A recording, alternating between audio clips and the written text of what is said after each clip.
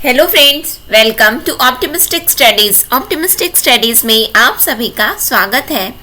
आज हम अपनी एमसीक्यू सीरीज के डे 6 में हैं और आज हम एडीईओ एग्ज़ाम के जो हमारा आजीविका सब्जेक्ट है उसका इकाई 1 जहाँ पे हमारा दिया हुआ है हरित क्रांति श्वेत क्रांति, तो उस क्रम में आज हम एमसीक्यू डिस्कस करने जा रहे हैं। यदि हम ओवरऑल एडीईओ एग्ज़ाम में यदि हमने जो भी एमसीक्यू प्रैक्टिस टेस्ट डिस्कस किए हैं जो कि फुल लेंथ रहे हैं, full length means at least 10 to 15 questions रहे हैं, उस क्रम में यदि हम बात करें तो ये एमसीक्यू प्रैक्टिस टेस्ट 14 है एडीईओ एग्ज़ाम का, जिसमें जितने भी प्रीवियस लेक्चर्स हुए हैं आपको एडीईओ नाम से जो प्लेलिस्ट बनी हुई है चैनल में उसमें जा कर के आप लोग देख सकते हैं। साथ में एमसीक्यू सीरीज़ का ये डे 6 है। तो चलिए फिर हम आज के सेशन को स्टार्ट करते हैं। सेशन स्टार्ट करने से पहले यदि आप चैनल पे न्यू हैं तो चैनल को ज़रूर से सब्सक्राइब कर लीजिएगा और बेल नोटिफिकेशन को भी ऑन रखिएगा जिससे हम जो भी वीडियो डालें तो आप तक पहुंचती रहे। साथ में यदि सेशन आपको अच्छा लगे तो ज़रूर लाइक कीजिएगा, ज़्यादा से ज़्यादा लोगों तक शेयर भी ज़रूर कीजिएगा। तो चलिए फिर हम आज के सेशन को स्टार्ट करते हैं जहाँ पे हम कुछ प्रश्न देखेंगे हरित क्रांति, श्वेत क्रांति एवं अन्य क्रांतियों से संबंधित जो कि भारत में हुई हैं। हमारा फर्स्ट क्वेश्चन है, golden revolution is related to, स्वर्ण क्रांति का संबंध है कीमती धातु, जूट, शहद और बागवानी, दालें, precious metals, jute, honey and horticulture, pulses. बताइए यहाँ पे हमारा करेक्ट आंसर क्या होगा। हमसे पूछा जा रहा है स्वर्ण क्रांति। यदि स्वर्ण क्रांति की बात होती है तो स्वर्ण क्रांति किससे रिलेट होता है? तो स्वर्ण क्रांति संबंधित है शहद और बागवानी से। हनी एंड हॉर्टिकल्चर किससे? हनी एंड हॉर्टिकल्चर जिसे हम बोल सकते हैं फ्रूट्स से। किससे? फलों से संबंधित है। स्वर्ण क्रांति किससे संबंधित है? फलों से संबंधित है। और इसके बारे में हम क्या जानते हैं? हम ये जानते हैं कि ये क्रांति प्रारंभ किसके द्वारा की गई थी? तो निरपाख टूटाज के द्वारा। किसके द्वारा? निरपाख टूटाज के द्वारा। ठीक है, यहाँ पे मैं हिंदी में भी लिख देती हूँ, निरपाख टूटाज के द्वारा यह क्रांति प्रारंभ की गई थी। कब से कब तक चली थी? तो 1991 से लेकर के 2003 तक थी स्वर्ण क्रांति, जो कि किससे संबंधित है? फलों से, शहद से, बागवानी से संबंधित है। ठीक है, नेक्स्ट क्वेश्चन में हम आ जाते हैं। नेक्स्ट क्वेश्चन क्या है हमारा? Operation flood is, operation flood है डेयरी क्षेत्र में के प्रदर्शन को बढ़ाने के लिए मिशन, नदी प्रबंधन मिशन, सिंचाई के लिए वर्षा जल बचाने का मिशन, भूमिगत जल बढ़ाने का मिशन।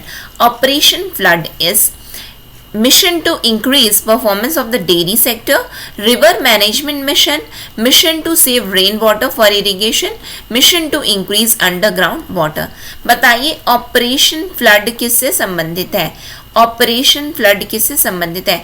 तो ऑपरेशन फ्लड संबंधित है श्वेत क्रांति से। किससे संबंधित है? श्वेत क्रांति से ऑपरेशन फ्लड संबंधित है। व्हाइट रेवोल्यूशन, पहली बात तो हमें ये पता होना चाहिए, व्हाइट रेवोल्यूशन, श्वेत क्रांति। अब श्वेत क्रांति में यहाँ पे हमसे बोला क्या जा रहा है? हमसे ये पूछा जा रहा है कि कौन ऑपरेशन फ्लड क्या है? तो ये क्या है? जब श्वेत क्रांति, इसका मतलब डेयरी से संबंधित, डेयरी क्षेत्र से। लेकिन ऑपरेशन फ्लड नाम क्यों रखा गया श्वेत क्रांति का? ऑपरेशन फ्लड इसलिए नाम रखा गया क्योंकि यह डेयरी क्षेत्र के प्रदर्शन को बढ़ाने के लिए था। यानी कि दुग्ध उत्पादन तो हो रहा था, दुग्ध उत्पादन हो रहा था, लेकिन दुग्ध उत्पादकता को बढ़ाने की जो प्रक्रिया थी, तो इसलिए जो बढ़ाने का कार्य चल रहा था, तो उसी लिए इसका नाम क्या रख दिया गया? ऑपरेशन फ्लड रख दिया गया। ये क्या किया है? इंक्रीज किया है किसको? तो performance of the dairy sector को इंक्रीज किया ये मिशन, इसीलिए इसका नाम रखा गया था ऑपरेशन फ्लड। श्वेत क्रांति से किसका संबंध है? आपने क्या पढ़ा है? मिल्क मैन ऑफ इंडिया, आप क्या जानते हैं उनके बारे में? तो वर्गीस कुरियन। किसको जानते हैं आप लोग? वर्गीस कुरियन के बारे में आप लोगों ने सभी ने पढ़ा होगा। आपने श्वेत क्रांति पढ़ी है तो आपने वर्गीस कुरियन के बारे में पढ़ा होगा। कब से कब तक थी ये श्वेत क्रांति? तो 1970 से लेकर के 1996 तक का इसका जो है, यदि हम देखें तो अवधि है, इसका टाइम पीरियड है डॉक्टर वर्गीस कुरियन, जो कि मिल्क मैन ऑफ इंडिया माने जाते हैं। श्वेत क्रांति से संबंधित है। ऑपरेशन फ्लड हमारा डेयरी क्षेत्र के प्रदर्शन को बढ़ाने के लिए यह एक मिशन है। ठीक है, नेक्स्ट क्वेश्चन में हम आ जाते हैं, उर्वरकों की क्रांति का संबंध किस रंग से है? Which color is associated with revolution in fertilizers? बताइए, revolution in fertilizers किससे संबंधित है? हमारे ऑप्शंस दिए हुए हैं पिंक, गोल्डन, ग्रे, ब्लैक। गुलाबी, गोल्डन, धूसर, ब्लैक। बताइए, उर्वरक पूछा गया है ना, तो उर्वरक किससे संबंधित है? ग्रे कलर से संबंधित है। किससे संबंधित है? Grey revolution. यदि हम धूसर क्रांति की बात करें तो यानी कि हम बात कर रहे हैं उर्वरकों के बारे में, है ना, हम फर्टिलाइजर्स के बारे में बात कर रहे हैं। इसका जो टाइम पीरियड है वो कब से कब तक है? यानी कि 60 के दशक में एवं 70 के दशक में यह क्रांति हुई थी हमारे भारत देश में, 60-70 के दशक में। तो 1960s-70 माना जाता है किस क्रांति के लिए? उर्वरकों की क्रांति, रेवोल्यूशन इन फर्टिलाइजर, जो कि कलर रिलेटेड क्या है? ग्रे, धूसर। ठीक है, फिर उसके बाद में बात आता है कि पिंक कलर किससे संबंधित है? अच्छा बताइए कि पिंक कलर की यदि हम बात करें तो पिंक कलर किससे संबंधित है? तो गुलाबी क्रांति संबंधित है हमारा फार्मास्यूटिकल से, फार्मास्यूटिकल दवाइयों से, फिर उसके बाद ओनियन, प्याज से, और झींगा से, है ना, प्रॉन जिसे हम बोलते हैं, झींगा। तो ये फार्मास्यूटिकल हो गया, ओनियन हो गया, और झींगा से ये संबंधित है क्या? गुलाबी क्रांति। किसके द्वारा प्रारंभ की गई थी? तो दुर्गेश पटेल के द्वारा। किसके द्वारा? दुर्गेश पटेल के द्वारा। कब ये प्रारंभ की गई थी? तो 70 के दशक में ये गुलाबी क्रांति आई थी। मैं अगेन बता देती हूँ, औषधि, प्याज और झींगा, जिसे हम प्रॉन बोलते हैं। ठीक है, फिर गोल्डन के लिए अभी जस्ट हमने देख लिया था, ठीक है, जो कि फ्रूट्स से संबंधित है, फलों की क्रांति से, शहद से, बागवानी से। ठीक है, यदि हम ब्लैक की बात करें तो आप लोग बताइए कि ब्लैक रेवोल्यूशन किससे संबंधित है? काली क्रांति या फिर कृष्ण क्रांति किससे संबंधित है? तो काली क्रांति संबंधित है पेट्रोलियम से। किससे संबंधित है? पेट्रोलियम से, जिसे हम क्रूड ऑयल भी आप बोल सकते हो, क्रूड ऑयल कच्चा तेल भी बोल सकते हो। पेट्रोलियम हो गया, क्रूड ऑयल हो गया, कच्चा तेल, तो ये सभी किससे संबंधित है? तो काली क्रांति से संबंधित है। कृष्ण क्रांति, ब्लैक रेवोल्यूशन भी बोलते हैं। क्लियर है आप लोगों को? हम आगे देखिए, आगे क्या बताया जा रहा है। नेक्स्ट क्वेश्चन क्या है हमारा? पीली क्रांति संबंधित है। तो बताइए, पीली क्रांति किससे संबंधित है? Yellow revolution is associated with fish, fruits, vegetables, oil seeds, मछली, फल, सब्जियां, तिलहन। बताइए, पीली क्रांति किससे संबंधित है? येलो रेवोल्यूशन आपसे पूछा जा रहा है, तो येलो रेवोल्यूशन संबंधित है हमारा ऑयल सीड्स से। किससे संबंधित है? तिलहन से संबंधित है पीली क्रांति। अच्छा, अब ये बताइए, इसके प्रणेता कौन माने जाते हैं येलो रेवोल्यूशन के? तो सैम पिट्रोडा। कौन? Sam Pitroda, Sam Pitroda. फिर उसके बाद टाइम पीरियड क्या है, कब ये क्रांति हमारे भारत देश में हुई है? तो 1986 से लेकर के 90 तक का ये जो है इसका कार्यकाल रहा है। कार्यकाल बोल सकते हैं या फिर अवधि बोल सकते हैं, टाइम पीरियड रहा है किसकी? पीली क्रांति का। क्लियर है आप लोगों को? नेक्स्ट क्वेश्चन में हम आ जाए। नेक्स्ट क्वेश्चन क्या है हमारा? विश्व में गन्ना का दूसरा सबसे बड़ा उत्पादक देश कौन सा है? Which country is the second largest producer of sugarcane in the world? बताइए, विश्व में गन्ना का दूसरा सबसे बड़ा उत्पादक कौन सा है? चीन, पाकिस्तान, ब्राजील, भारत। बताइए, चाइना, पाकिस्तान, ब्राजील, भारत। दूसरा पूछा गया, पहला नहीं पूछा गया है ना, दूसरा पूछा गया। सेकेंड लार्जेस्ट प्रोड्यूसर हमसे पूछा जा रहा है सुगर केन का वर्ल्ड में। तो यहाँ पे हमें पता होना चाहिए कि जो ब्राजील है, ब्राजील, तो ये इसका पोजीशन क्या है? ये फर्स्ट पोजीशन में है।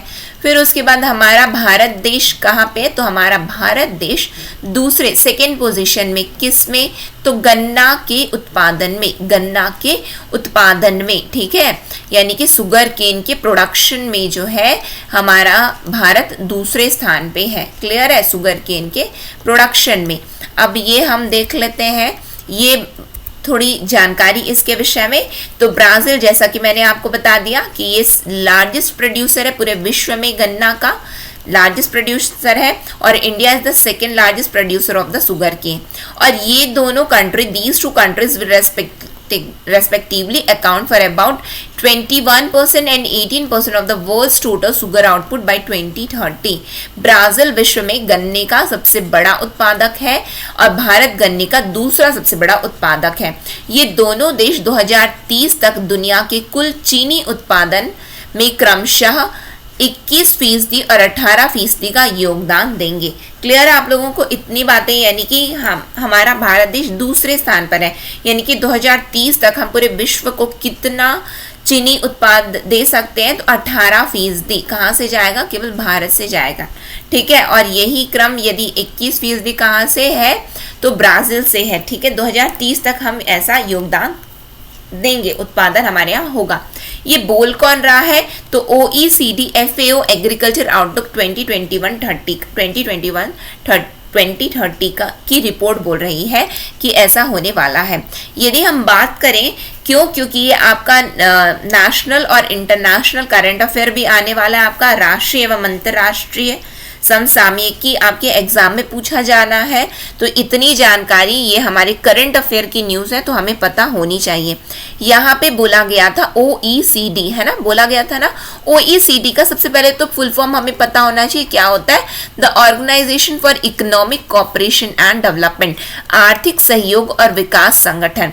ठीक है, ये क्या है, it is an intergovernmental organisation with 38 member countries founded in 1961 to stimulate economic progress and world trade. इसका क्या मतलब बताया गया, पहली बार OECD है क्या, तो OECD आर्थिक सहयोग और विकास संगठन है। ठीक है, इसमें कितने देश शामिल होते, तो कुल 38 देश इसमें शामिल है, 38 सदस्य हैं। इसकी स्थापना कब हुई थी, तो इसकी स्थापना 1961 में हुई थी।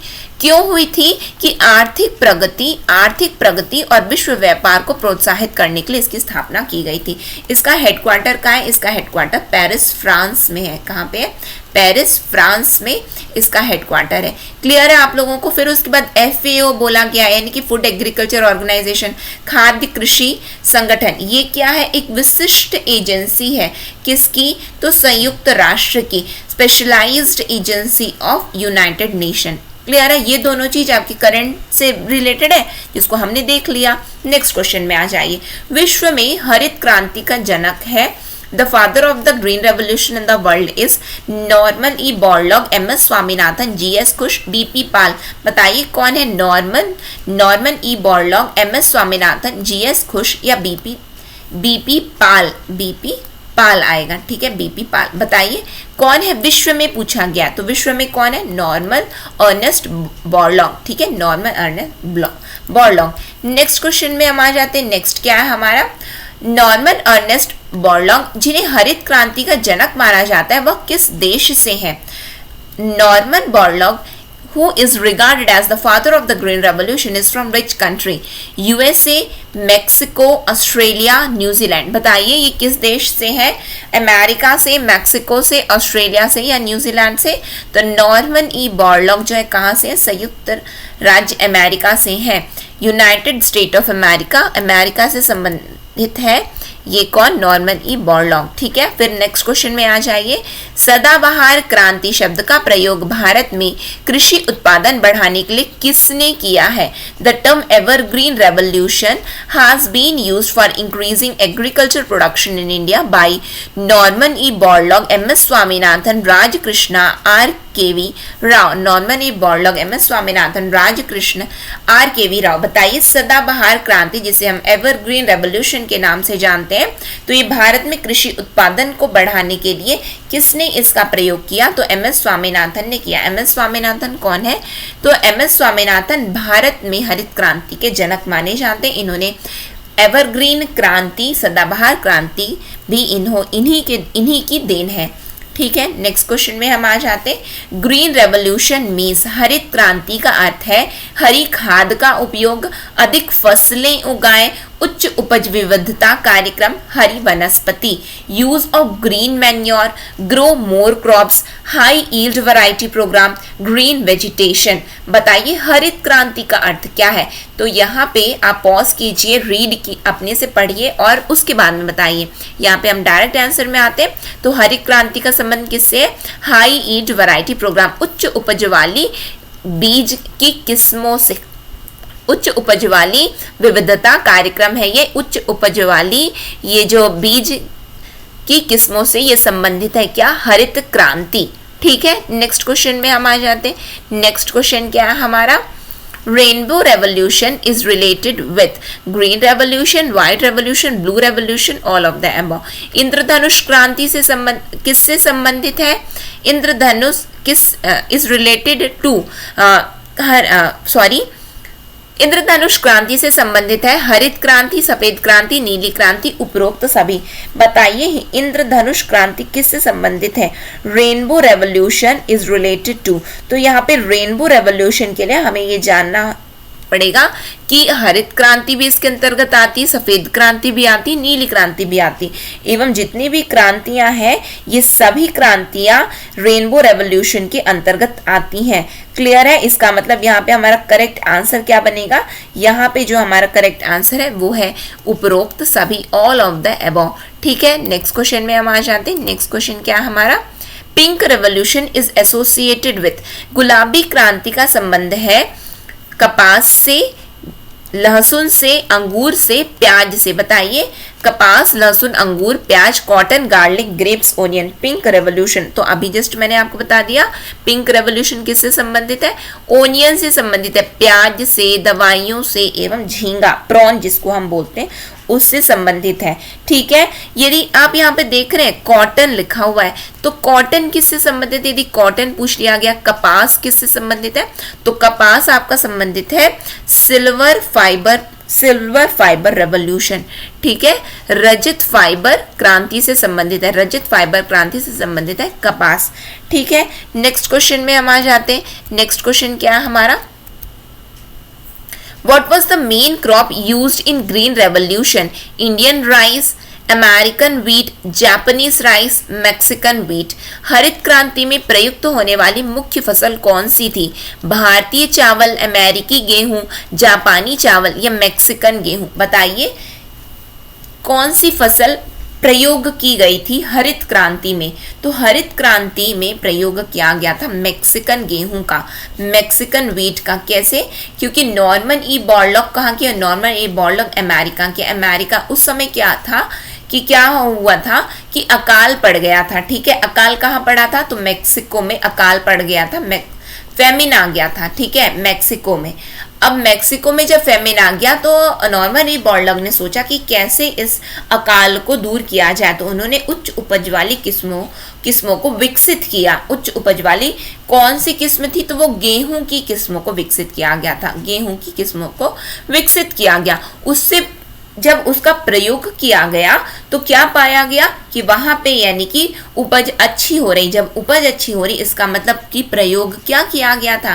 फिर वही जब फिर 1961 में एम.एस. स्वामीनाथन ने नॉर्मन ई बॉरलॉग के जो भारत में बुलाया है, तो उन्होंने एम.एस. स्वामीनाथन को भी वही उच्च उपज वाली किस्मों के बारे में बताया और वही मैक्सिकन व्हीट हमारे यहाँ पे यूज हुए, हाई यील्ड वैरायटी सीड्स जिसे हम बोलते हैं। हाई यील्ड वैरायटी सीड्स उच्च उपज वाली किस्मों के प्रकार जिसे हम बोलते हैं, बीजों के किस्मों के प्रकार जिसे हम बोलते हैं, तो वही यहाँ पे यूज हुआ था, भारत में यूज हुआ था, जिसे हम इसीलिए यहाँ पे हमारा करेक्ट आंसर क्या है?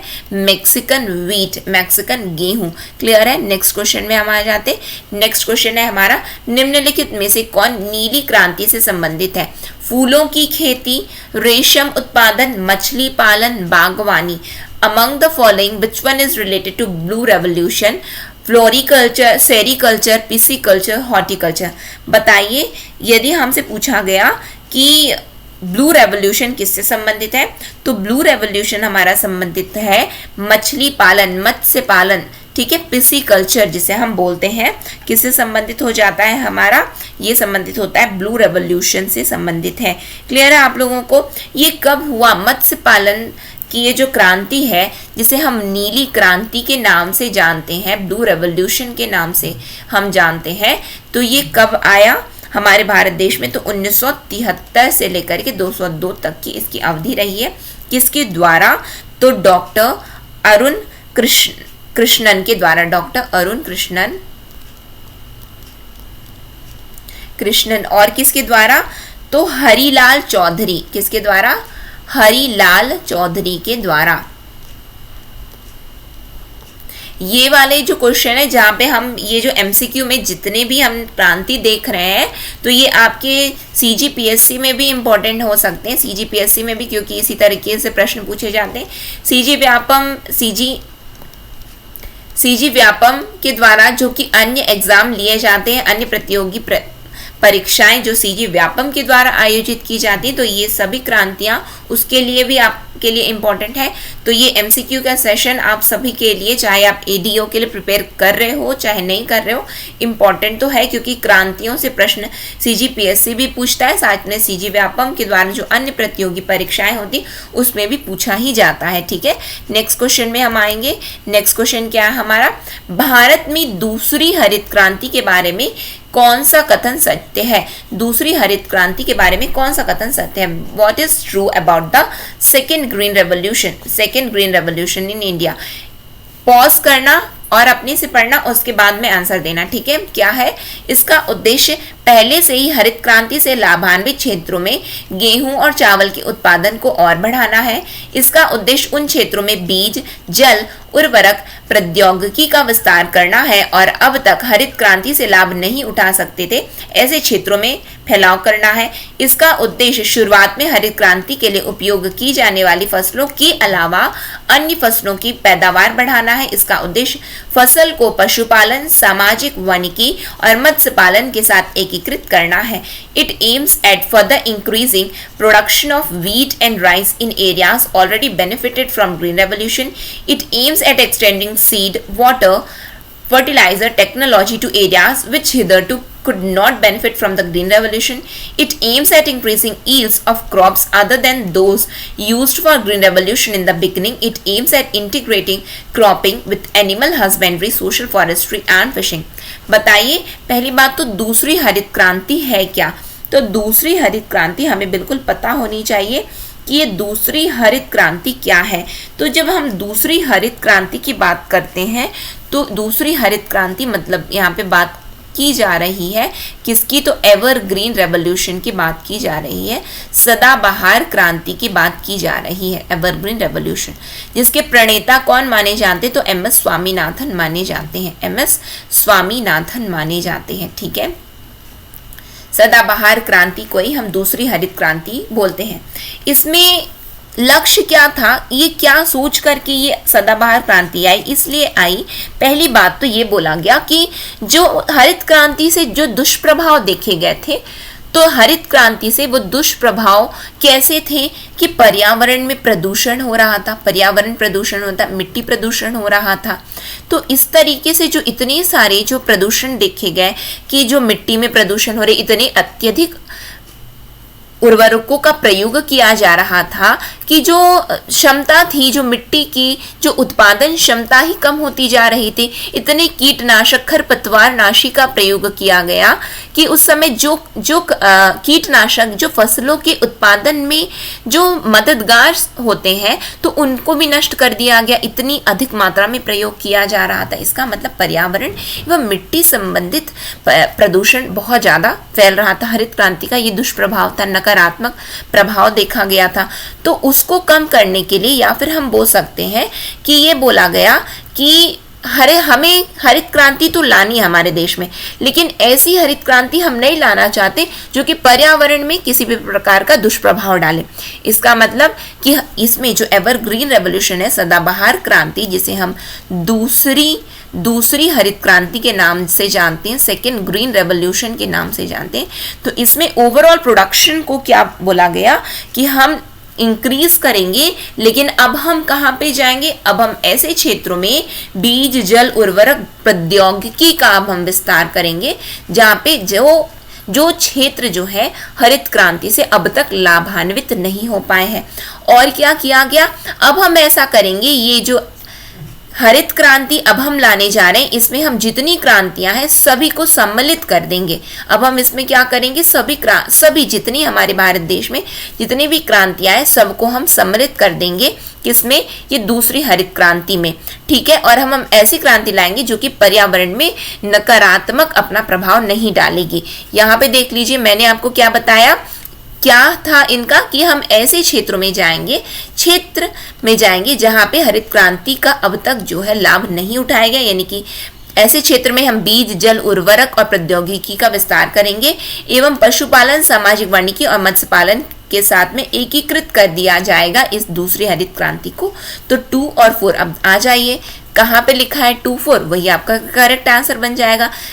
सही उत्तर कूट से सही उत्तर का चयन करना है, कर लीजिए 2 और 4, यानी कि ऑप्शन नंबर सी हमारा यहाँ पे करेक्ट आंसर है, ठीक है। नेक्स्ट क्वेश्चन में हम आ जाते हैं, लेकिन उससे पहले थोड़ी एक और बात जान लेते हैं कि भारत की नई कृषि नीति का उद्देश्य स्थायी कृषि है, जिसे लोकप्रिय रूप से दूसरी हरित क्रांति या सदाबहार क्रांति भी कहा जाता है। New agriculture policy of India aims at sustainable agriculture, यानी कि सतत कृषि होती रहनी चाहिए।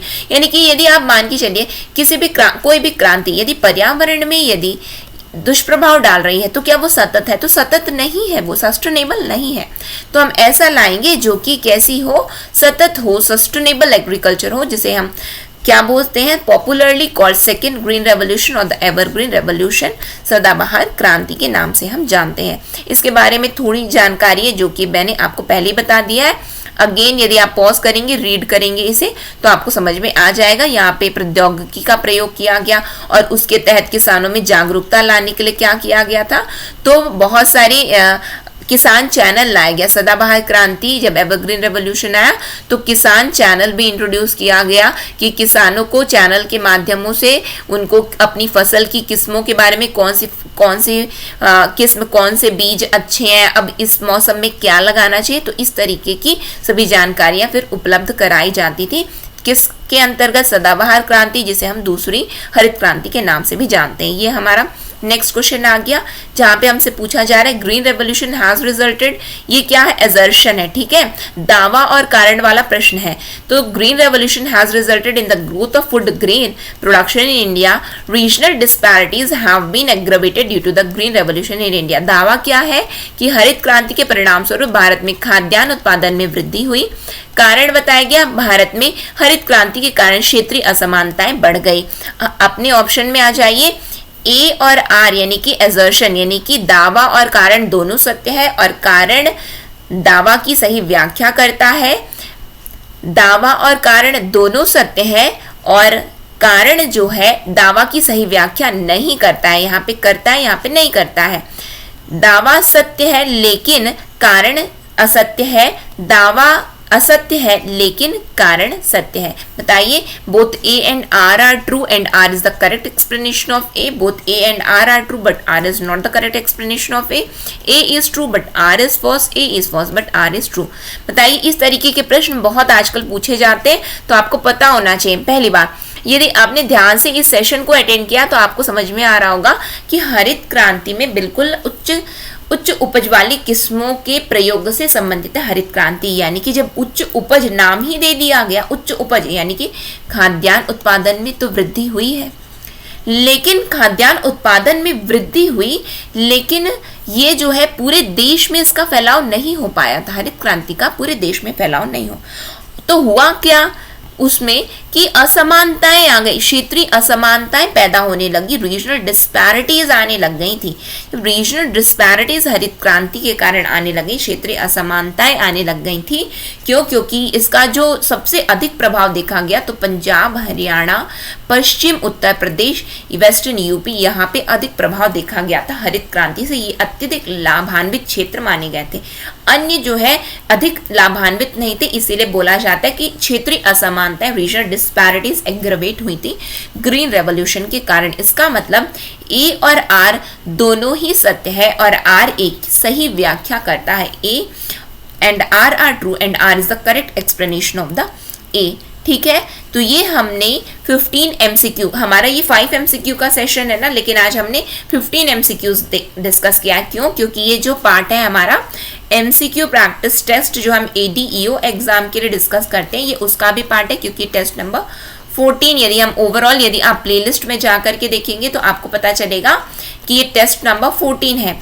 तो उसी क्रम में आज इसीलिए हमने 15 MCQ डिस्कस किए हैं, जो कि हमने ओवरऑल ये जो आपकी हरित क्रांति, श्वेत क्रांति एवं भारत में जितनी भी क्रांतियां हुई उससे हमने MCQs डिस्कस कर लिए हैं। तो ये सेशन यदि आपको अच्छा लगे तो ज़रूर लाइक कीजिएगा, ज़्यादा से ज़्यादा लोगों तक शेयर भी ज़रूर कीजिएगा, और यदि आपने चैनल को सब्सक्राइब नहीं किया है तो चैनल को भी सब्सक्राइब कर लीजिए और बेल नोटिफिकेशन को ऑन रखिए, जिससे हम जो भी वीडियो डालें तो आप तक पहुँचती रहे।